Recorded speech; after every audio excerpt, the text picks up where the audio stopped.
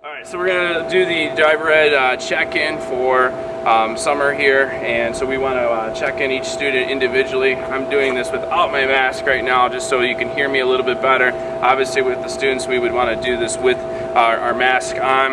You'll have one student at a time and we'll be socially distanced apart here, giving our survey here to each student before each drive. Alright, so we'll go and we'll use our smartphone to enter the information. I will enter my email address into the first field there, notifying that I'm the instructor that's going to take out the student for their drive.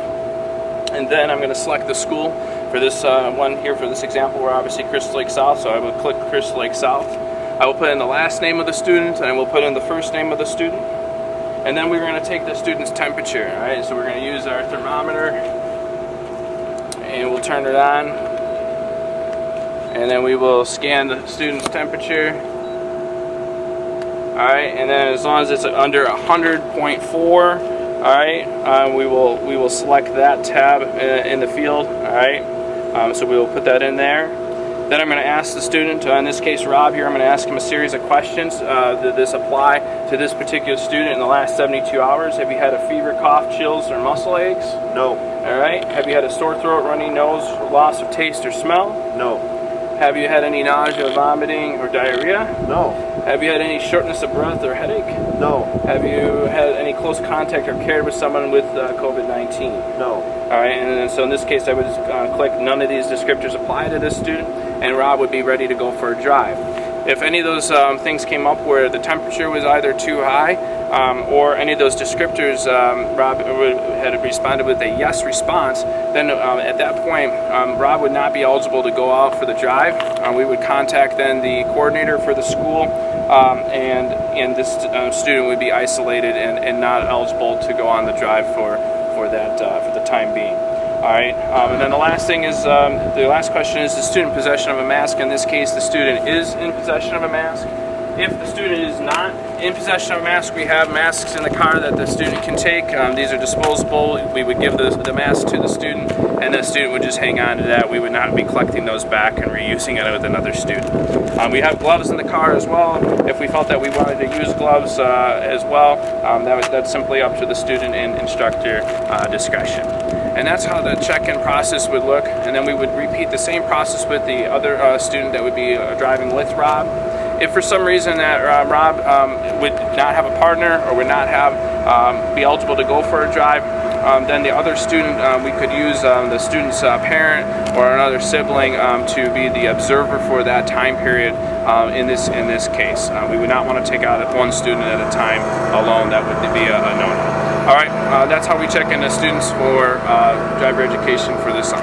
Alright, and then if you don't have smartphone access, we do have paper copies of those exact questions, those descriptors and questions that we could fill out. They'll be in the trunk of each of the cars, and you will just go through and fill this out on paper pencil. We don't want you doing this if you have the ability to use this on your smartphone, but if in the event that your smartphone is not working or you don't have access to Google Drive or Google Forms, please fill out one of these. Again, we're filling these out one per drive per student.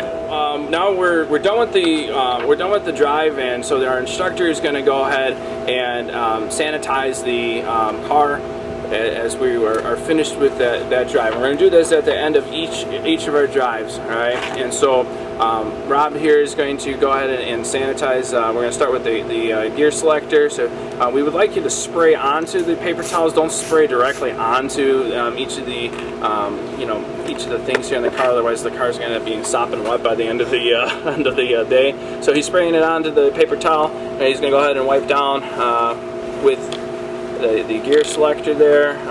Again, these high touch areas. The steering wheel would also be obviously a very high touch area. We may use more than one paper towel as well in these areas. So you might have to use more than one, and so obviously the turn signal is probably another area there, right, where the student is going to be touching that during the drive.